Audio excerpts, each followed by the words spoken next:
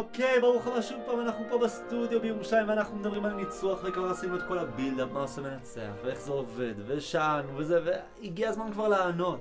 אז יואל שפיץ, זה בשבילך. אנחנו נדבר על תנועה אחת שכוללת בתוכה את כל התנועות שעושה המנצח. זו התנועה הראשונה שהמנצח לומד, שמנצחים לומדים. אפשר לומר ש90% מכל מה שהמנצח עושה זה בעצם התנועה הזאת. היא כמו העורק הראשי שדרכו עוברת כל המוזיקה אל התזמורת, והיא נקראת הקדמה או ה-up-beat. אוקיי, העסק הזה הוא די פשוט, זה כמו מרוץ. יש מזניק שעושה היכון, החן, צא. ואנחנו יודעים אנחנו מבינים מתי הצא יגיע, כי אנחנו שרנו את ההיכון, החן, צא. וגם אם הוא היה עושה החן, צא, איך שהיינו מרגישים בתוך האחן את הצא.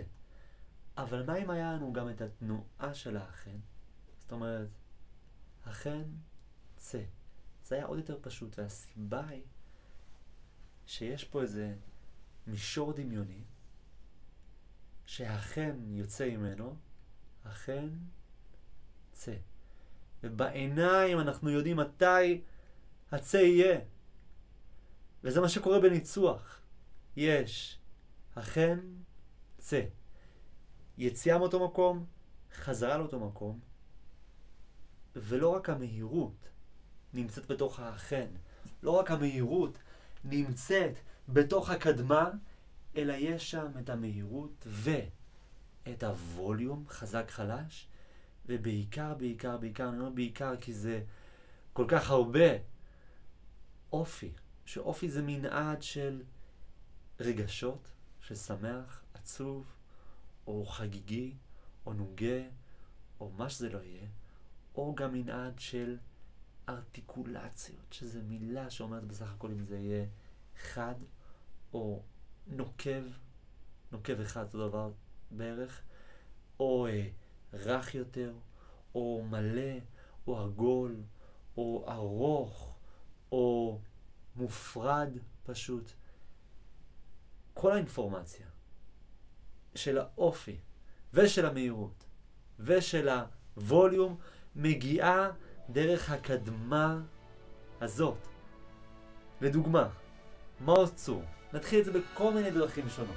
בואו ניקח את זה באופי רגיל, מה שאנחנו מכירים, חגיגי, שמח, מרשי, זאת אומרת מופרד כזה, לא מאוד קופצני, אבל כן כזה הליכה, מרש, וזה יישמע ככה וזה גם ייראה ככה, פשוט מעוז צור. וזה טעות שלא הסתכלתי אליכם, כי זה חשוב לשמור על קשר עין, אז אני אעשה את זה שוב פעם.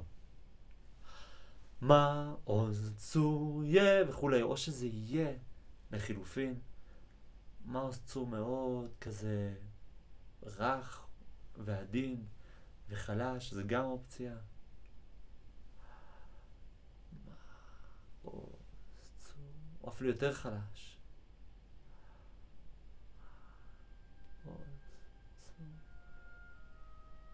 ובכל זאת, נשאר להבין.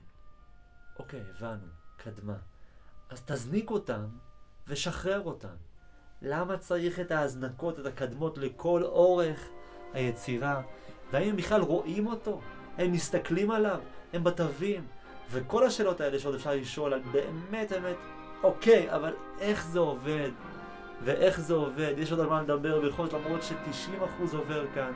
אנחנו נדבר על ה10% וגם נרחיב על ה90%. אנחנו נתראה בסרטון הבא. נהיה בקשר. כיף שהייתם איתי כאן. ביי בינתיים.